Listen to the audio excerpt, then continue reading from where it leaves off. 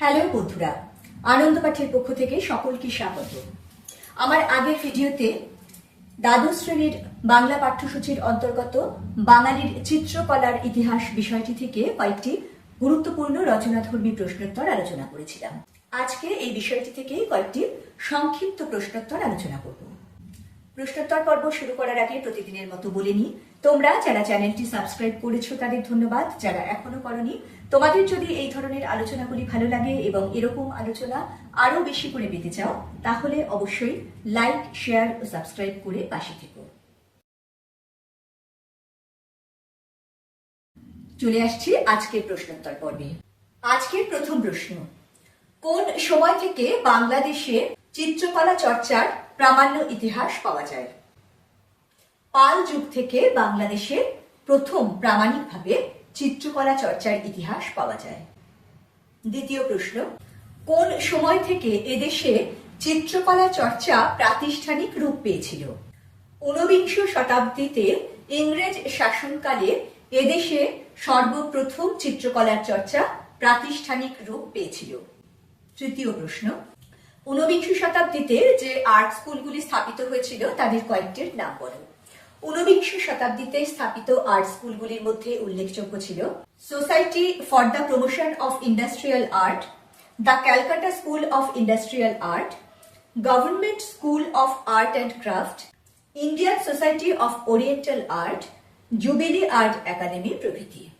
চতুর্থ প্রশ্ন, অবনীন্দ্রনাথ ঠাকুরের চিত্রকলার পাঠ শুরু হয় কোন বিখ্যাত শিল্পীর কাছে? উত্তর, অবনীন্দ্রনাথ ঠাকুরের চিত্রকলার পাঠ শুরু হয় তৎকালীন আর্ট স্কুলের শিক্ষক ইতালীয় শিল্পী গিলার্ডির কাছে। প্রশ্ন নম্বর 5, অবনীন্দ্রনাথ ঠাকুরের কয়েকটি বিখ্যাত চিত্রকলার নাম বলো। অবনীন্দ্রনাথ ঠাকুর সৃষ্ট বিখ্যাত কয়েকটি চিত্রকলা হল শাহজাহানের অন্তিমকাল, বুদ্ধ ও সুজাতা, চতুর্ভুজা, ভারত মাতা, কচ দেবযানী এবং শেষ যাত্রা প্রভৃতি। 6 নম্বর প্রশ্ন, যামিনী রায়ের কয়েকটি উল্লেখযোগ্য চিত্রকলার উদাহরণ দাও। যামিনী রায় অঙ্কিত কয়েকটি বিখ্যাত চিত্রকর্ম হল গোপিনী, কৃষ্ণ বলরাম, রাধাকৃষ্ণ নৃত্য, গোপিনীদের সঙ্গে কৃষ্ণের নৃত্য, রাবণ সীতা ও জটায়ু, মা ও শিশু প্রভৃতি। 7 নম্বর প্রশ্ন, রামকিঙ্কর বেইজের কয়েকটি বিখ্যাত ভাস্কর্যের নাম বলো। রামকিঙ্কর বেইজ সৃষ্ট বিখ্যাত কয়েকটি ভাস্কর্য হল সুজাতা, সাঁওতাল দম্পতি, হাটের পথে প্রভৃতি। 8 নম্বর প্রশ্ন, কার আমলে দরবারি মুঘল চিত্রকলার সূচনা ঘটে? মুঘল সম্রাট আকবরের আমলে দরবারি মুঘল চিত্রকলার সূচনা ঘটে। 9, কার শাসনকালে মুর্শিদাবাদ শিল্পকলার উন্নতির চরম শিখরে পৌঁছেছিল? আলীবর্দী খাঁয়ের শাসনকালে মুর্শিদাবাদ শিল্পকলা উন্নতির চরম শিখরে পৌঁছেছিল। 10 নম্বর প্রশ্ন, অভিধানে পট শব্দটির অর্থ কি? অভিধানে পট শব্দটির অর্থ হল চিত্র। 11, কোন সময় পর্বে পট শিল্প বিস্তার লাভ করেছিল? দ্বাদশ ও ত্রয়োদশ শতকে পট শিল্প বিস্তার লাভ করেছিল। 12, ষোড়শ শতকে কার বাণী প্রচারের জন্য পট ব্যবহৃত হতো? ষোড়শ শতকে শ্রী চৈতন্যদেবের বাণী প্রচারের জন্য পটের ব্যবহার করা হতো। 13, কোন মঙ্গল কাব্য রচয়িতার লেখায় পটের উল্লেখ রয়েছে? মুকুন্দরাম চক্রবর্তীর লেখায় পটের উল্লেখ রয়েছে। 14 নম্বর প্রশ্ন, পঞ্চদশ শতক থেকে গাজীর পট প্রবর্তিত হয়। 15 নম্বর প্রশ্ন, বাংলায় কালীঘাটের পট যে সময় থেকে বিস্তৃতি লাভ করেছিল? বাংলাদেশে ঊনবিংশ শতাব্দীতে কালীঘাটের পট বিখ্যাত হয়েছিল। 16, কোন বিখ্যাত চিত্রশিল্পী কালীঘাটের পট কিনেছিলেন বলে জানা যায়? বিখ্যাত চিত্রশিল্পী পিকাসো কালীঘাটের পট কিনেছিলেন বলে জানা যায়। 17, কার উদ্যোগে কলকাতায় প্রথম আর্ট গ্যালারি প্রতিষ্ঠিত হয়? ব্রিটিশ চিত্রশিল্পী হেনরি হোভার লকের উদ্যোগে কলকাতায় প্রথম আর্ট গ্যালারি প্রতিষ্ঠিত হয়। 18, কত খ্রিস্টাব্দে the Indian school of art প্রতিষ্ঠিত হয়?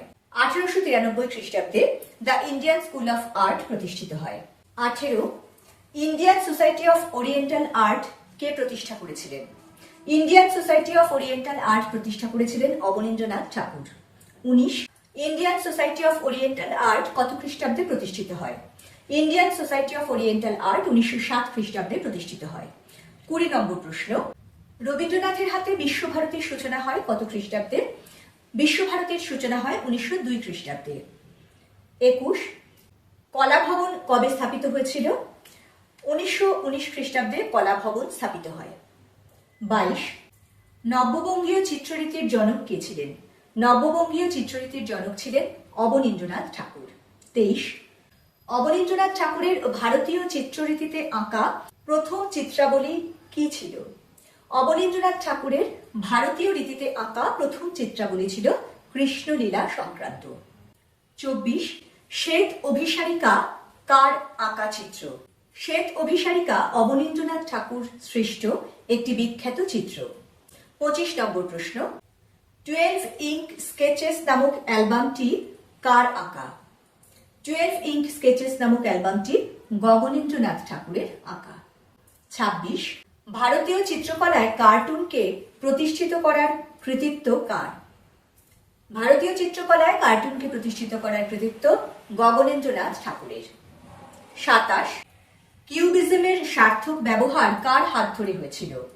এদেশে কিউবিজমের সার্থক ব্যবহার হয়েছিল গগনেন্দ্রনাথ ঠাকুরের হাত ধরে। 28, ছবি আঁকার ক্ষেত্রে পেলিক্যান কালি কে ব্যবহার করতেন?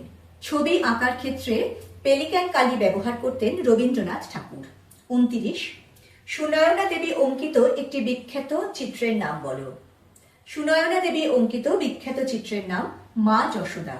30 নম্বর প্রশ্ন, সাঁওতাল মা ও দুই ছেলে ছবিটি কার আঁকা? সাঁওতাল মা ও দুই ছেলে ছবিটি যামিনী রায়ের আঁকা। 31, কলা ভবনের প্রথম অধ্যক্ষ হিসেবে কে যোগদান করেছিলেন? কলা ভবনের প্রথম অধ্যক্ষ হিসেবে যোগদান করেছিলেন নন্দলাল বসু। 32, নন্দলাল বসু তার গুরুর স্থানে কাকে বসিয়েছিলেন? অবনীন্দ্রনাথ ঠাকুরকে। 33, সহজ পাঠ গ্রন্থের প্রচ্ছদ ও অলঙ্করণ কে করেছিলেন? সহজ পাঠ গ্রন্থের প্রচ্ছদ ও অলঙ্করণ করেছিলেন নন্দলাল বসু। 34, ভারতরত্ন ও পদ্মশ্রী পুরস্কারের নকশা কে এঁকেছিলেন? ভারতরত্ন ও পদ্মশ্রী পুরস্কারের নকশা এঁকেছিলেন নন্দলাল বসু। 35 নম্বর প্রশ্ন, সাঁওতাল দম্পতি ছবিটির স্রষ্টা কে ছিলেন? সাঁওতাল দম্পতি ছবিটির স্রষ্টা ছিলেন রামকিঙ্কর বেইজ। 36, কোন শিল্পীর দৃষ্টিশক্তি হারানোর পর অন্ত ইন্দ্রিয়ের পূর্ণ বিকাশ ঘটে?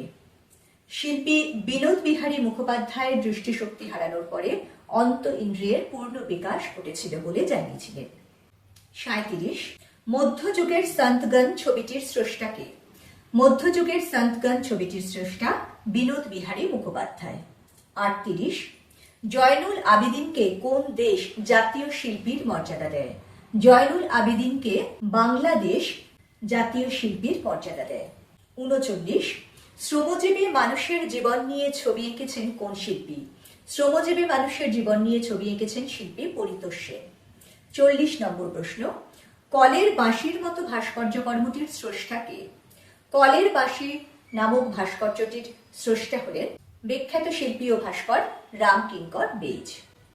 41, নন্দলাল বসু কোথাকার গুহাচিত্র এঁকেছিলেন? নন্দলাল বসু অজন্তার গুহাচিত্র এঁকেছিলেন। 42, ইন্ডিয়ান একাডেমি অফ আর্ট কে প্রতিষ্ঠা করেন? ইন্ডিয়ান একাডেমি অফ আর্ট প্রতিষ্ঠা করেন Hemendranath Majumdar. 43, jubilee art academy কে প্রতিষ্ঠা করেছিলেন? জুবিলি আর্ট একাডেমি প্রতিষ্ঠা করেছিলেন রণদা প্রসাদ গুপ্ত। 44, অষ্টসহস্রিকা প্রজ্ঞাপারমিতা নামক তালপাতার পুঁথিটির 12টি রঙিন ছবির সময়কাল উল্লেখ করো। অষ্টসহস্রিকা প্রজ্ঞাপারমিতা নামক তালপাতার পুঁথিটির 12টি ছবির সময়কাল আনুমানিক 983 খ্রিস্টাব্দ। 45 নম্বর এবং আজকের শেষ প্রশ্ন, কর্তা বাবা কার আত্মজীবনীমূলক রচনা? বিখ্যাত বাঙালি চিত্রশিল্পী বিনোদ বিহারী মুখোপাধ্যায়ের আত্মজীবনীমূলক রচনার নাম কর্তা বাবা। বন্ধুরা, দুটি পর্বে বাঙালির চিত্রকলার ইতিহাস সম্পর্কিত বেশ কিছু প্রশ্নোত্তর আলোচনা করলাম। আশা করব এর মাধ্যমে তোমাদের পরীক্ষার প্রস্তুতিতে কিছু সাহায্য হবে। পরের দিন আরো একটি নতুন ভিডিও নিয়ে ফিরে আসছি খুব তাড়াতাড়ি।